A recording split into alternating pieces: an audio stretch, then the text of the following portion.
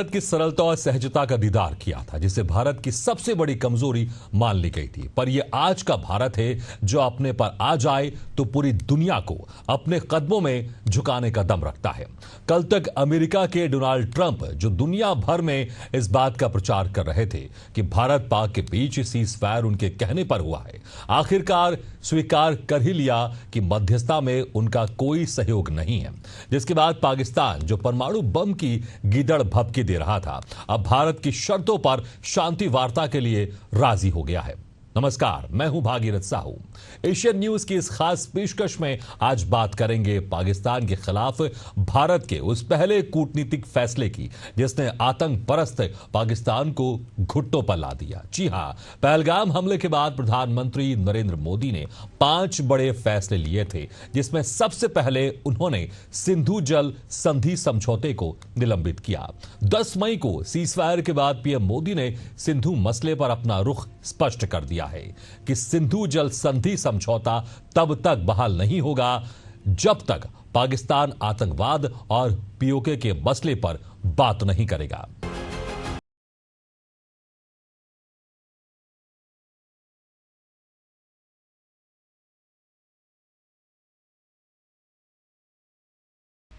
पाकिस्तान परस्त आतंकियों की गुस्ताखी के खिलाफ भारत ने पाकिस्तान को इस बार ऑपरेशन सिंदूर के जरिए जैसा सबक सिखाया है, पूरी दुनिया के सामने भारत का रौद्र रूप सामने आ गया है।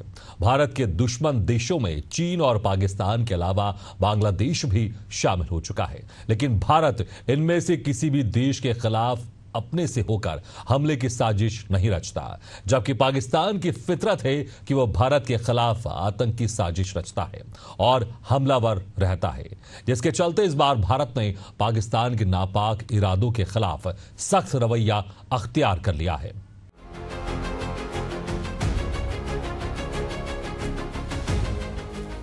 भारत की पहली प्राथमिकता देश के भीतर शांतिपूर्ण माहौल को बहाल करना है, ताकि देश सद्भाव के साथ विकसित राष्ट्र की कल्पना को साकार कर सके।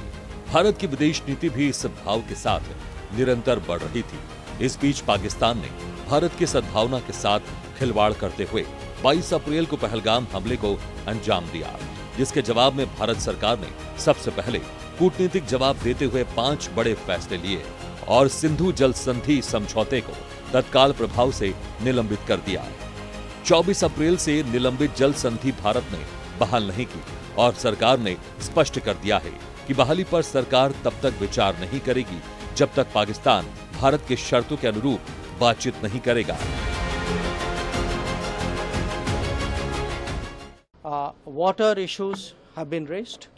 Again, you all know, and I re-emphasize, the Cabinet Committee on Security and the government, obviously, was very clear that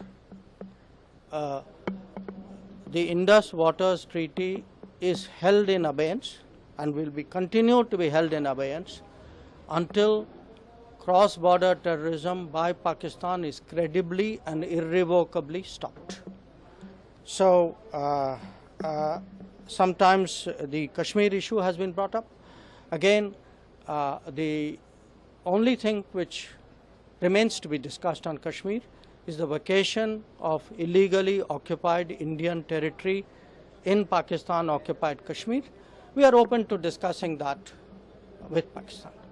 So I want to spell out our positions very clearly so that what is in your minds and what many of you have raised with me on various occasions. The government's position is very, very clear. Thank you very much. Pakistan के नापाक इरादों के खिलाफ भारत ने जिस operation Sindoor को launch किया है, वो अब भी जारी है।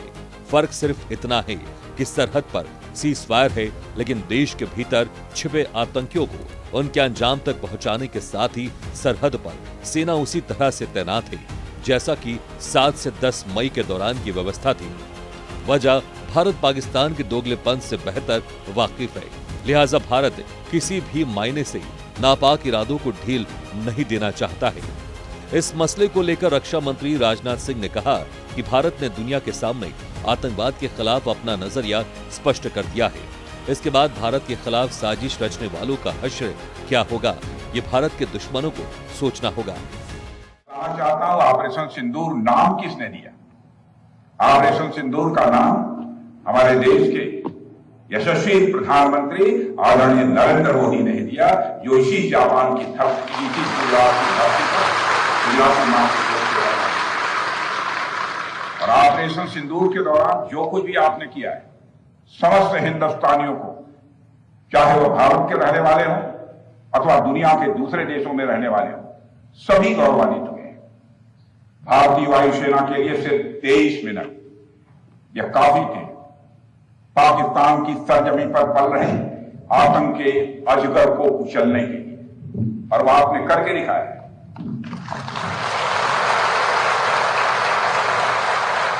और मैं ये कहूं, यह कहना गलत नहीं होगा, जितनी देर में लोग नाश्ता पानी निपटाते हैं उतनी देर में आपने दुश्मनों को निपटा लिया।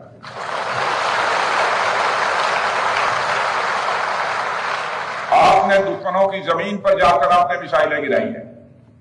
उसकी गूंज केवल भारत की सीमाओं तक ही सीमित नहीं रही है, बल्कि सारी दुनिया ने सुना है मेरे दोस्तों, सारी दुनिया ने सुना। और वास्तव में वह गूंज सिर्फ मिसाइल्स की ही नहीं थी, वह गूंज थी आपके शौर्य की और भारत के सेना के जवानों के पराक्रम।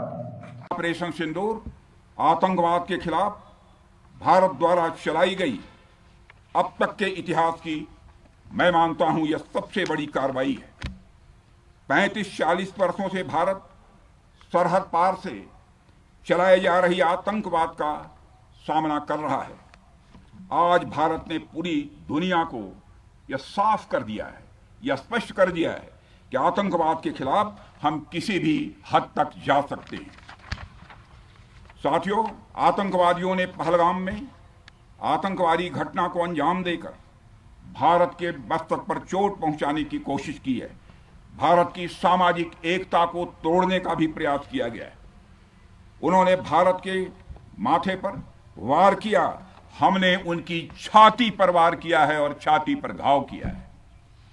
पाकिस्तान के जख्मों का इलाज इसी बात में है कि वह भारत विरोधी और आतंकवादी संगठनों को पनाह देना बंद करे और अपनी जमीन का इस्तेमाल भारत के खिलाफ किसी भी सूरत में न होने दे। भारत ने पाकिस्तान की हरकतों और आतंकी हमलों के जवाब में दूसरा कूटनीतिक फैसला आयात निर्यात पर प्रतिबंध के जरिए दिया है। भारत से आयात और निर्यात की निरंतरता की वजह से पाकिस्तान की अर्थव्यवस्था बनी रहती थी, लेकिन प्रतिबंध लगने के बाद पाकिस्तानी उत्पादों को बाजार मिलना मुश्किल हो गया है, तो उत्पादों के निर्माण के लाले पड़ गए हैं, जबकि भारत को इस फैसले के बाद किसी तरह का नुकसान नहीं उठाना पड़ रहा है। इस पर विदेश मंत्री जयशंकर ने अपने बयान से स्पष्ट कर दिया है कि पाकिस्तान के साथ हमारे संबंध और व्यवहार पूरी तरह से द्विपक्षीय होंगे। उन्होंने बताया कि प्रधानमंत्री ने यह स्पष्ट कर दिया है कि पाकिस्तान के साथ बातचीत केवल आतंकवाद पर होगी। So let me take this opportunity to spell out our position. One, where Pakistan is concerned, our relations, our dealings with them will be bilateral and strictly bilateral. That is a national consensus for many years, and there is absolutely no change in that consensus that dealings with Pakistan will be bilateral. Talks with Pakistan. I think the Prime Minister made it very clear that the only talks with Pakistan will be on terror. That Pakistan has a list of terrorists who need to be handed over.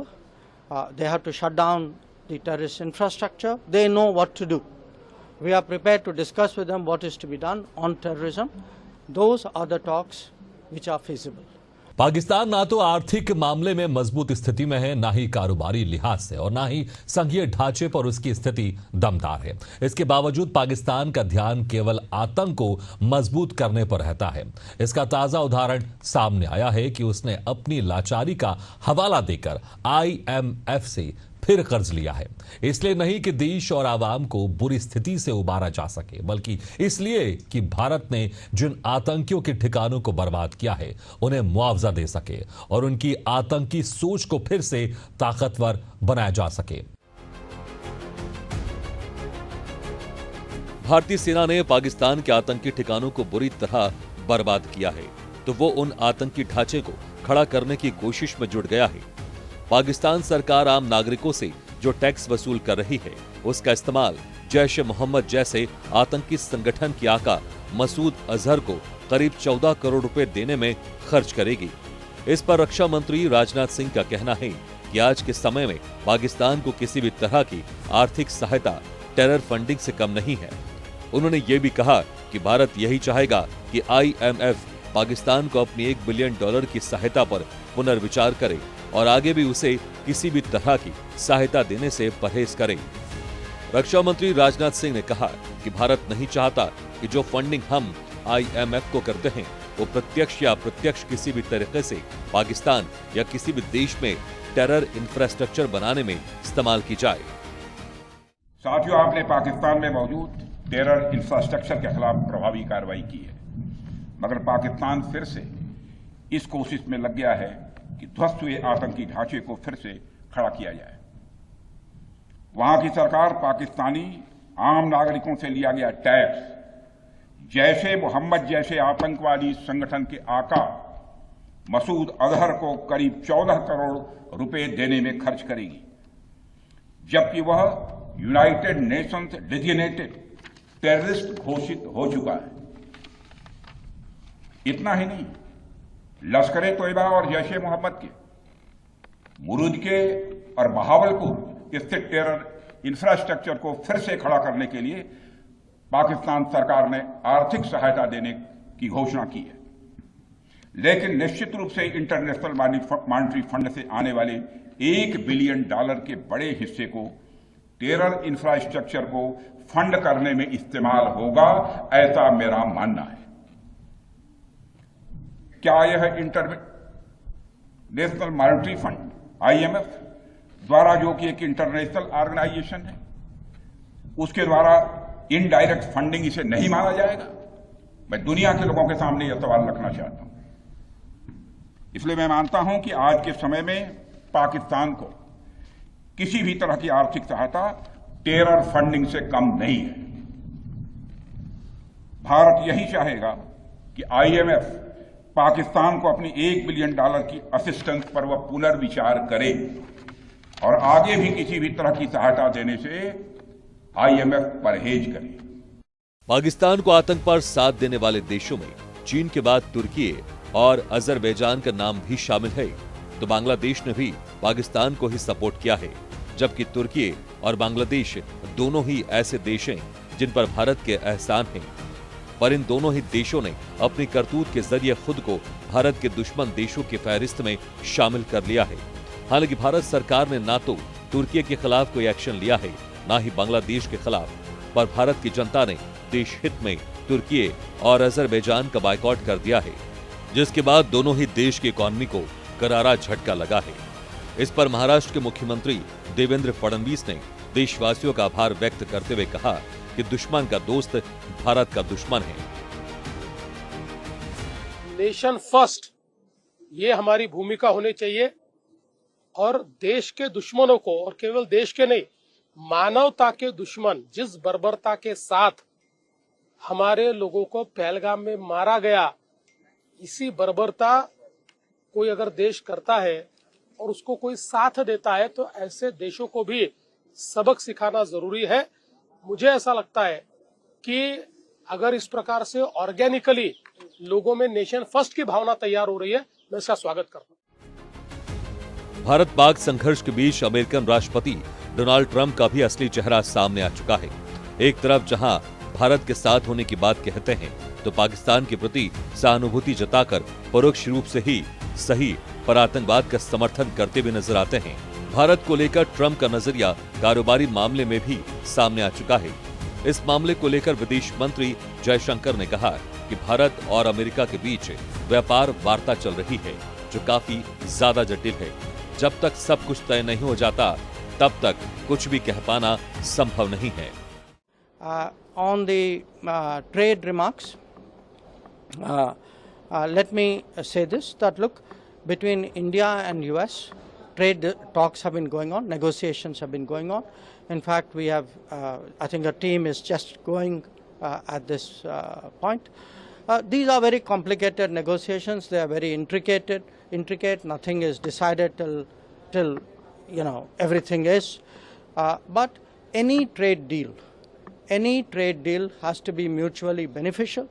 Any trade deal has to work for both the countries. And I think that would be our expectation from the trade deal. And until that is done, I think any judgment on it would be premature. Thank you very much. Pahalgam हमले के जवाब में भारत ने 7 मई को operation सिंदूर के जरिए करारा जवाब दिया। भारत ने हिंसात्मक रवैया नहीं अपनाया, बल्कि जैसे को तैसा जवाब दिया। ऑपरेशन सिंदूर के माध्यम से भारत ने केवल पाकिस्तान परस्त 9 आतंकी ठिकानों को निशाना बनाया और आतंकी उन फैक्ट्रियों को खंडहर में तब्दील कर दिया, जिसके बाद पाकिस्तान ने भारत के खिलाफ अपने हमलों को बढ़ाने की गुस्ताखी की। तो भारतीय सेना ने न केवल उनके हमलों को हवा में ही बर्बाद किया, बल्कि पाकिस्तान की सोच से परे उनके आर्थिक ढांचे को भी तबाह कर दिया। भारत की इस कार्रवाई को लेकर दुनिया के तमाम मित्र देशों ने सराहना की है, जिस पर विदेश मंत्री जयशंकर ने कहा कि भारत को खुलकर वैश्विक स्तर पर समर्थन मिला। Let me say a few things here. One, we actually got a lot of international support. Many ministers, many leaders called up PM, many ministers called me up. We had a Security Council resolution which very clearly said that the perpetrators of the attack should be held accountable. And on May 7th morning, we held them accountable through the action which was taken through Operation Sindoor. Now, having said that, I know, what you have spoken to me earlier, that many issues have been raised. I honestly don't see to me, things are fairly clear. So let me take this opportunity to spell out our position. One, where Pakistan is concerned, our relations, our dealings with them will be bilateral and strictly bilateral. That is a national consensus for many years, and there is absolutely no change in that consensus that dealings with Pakistan will be bilateral. Operation Sindoor को भारतीय सेना ने सफलतापूर्वक अंजाम दिया, जिसकी गूंज पूरी दुनिया में सुनाई पड़ रही है। भारत पाक संघर्ष का विराम हो चुका है, लेकिन ऑपरेशन सिंदूर के समाप्ति की विधिवत घोषणा नहीं हुई है, जिसे लेकर रक्षा मंत्री राजनाथ सिंह स्पष्ट भी कर चुके हैं कि भारत ने आतंकवाद के खिलाफ फिलहाल केवल ट्रेलर दिखाया था, पूरी फिल्म आना अभी बाकी है। इस दौरान उन्होंने सेना के जवानों के बीच वक्त बिताते हुए कहा कि देश के वीर जवानों की शौर्य गाथा पूरे विश्व में छाई हुई है। इन विषम परिस्थिति में आप सबके बीच आज आकर मैं स्वयं को बहुत ही गौरवान्वित महसूस कर रहा हूं। हमारे प्रधानमंत्री माननीय नरेंद्र मोदी जी के कुशल नेतृत्व और मार्गदर्शन में ऑपरेशन सिंदूर के दौरान आपने जो कुछ भी किया है, उस पर पूरे देश को गर्व की अनुभूति हो रही है। मैं अभी भले ही आपका रक्षा मंत्री हूं, लेकिन उससे पहले तो मैं भारत का एक नागरिक हूं। रक्षा मंत्री के साथ साथ मैं आज भारत के नागरिक के रूप में भी आप सबके प्रति आभार व्यक्त करने के लिए यहां मौजूद हूं।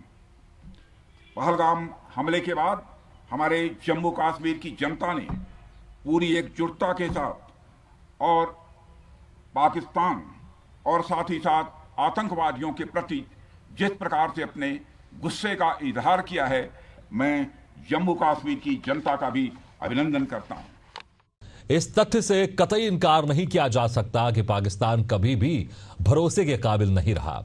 पीठ पर छुरा घोंपना उसकी फितरत है, जो वो भारत के साथ कई बार कर चुका है।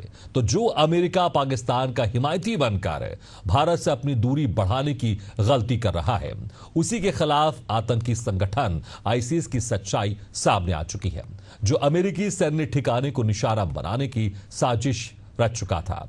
ऐसे में भारत सरकार ने पाकिस्तान के खिलाफ जिस तरह का सख्त रवैया अख्तियार कर रखा है, बिल्कुल सही प्रतीत होता है। हमारी खास पेशकश में फिलहाल इतना ही। खबरों के लिए बने रहिए एशियन न्यूज के साथ।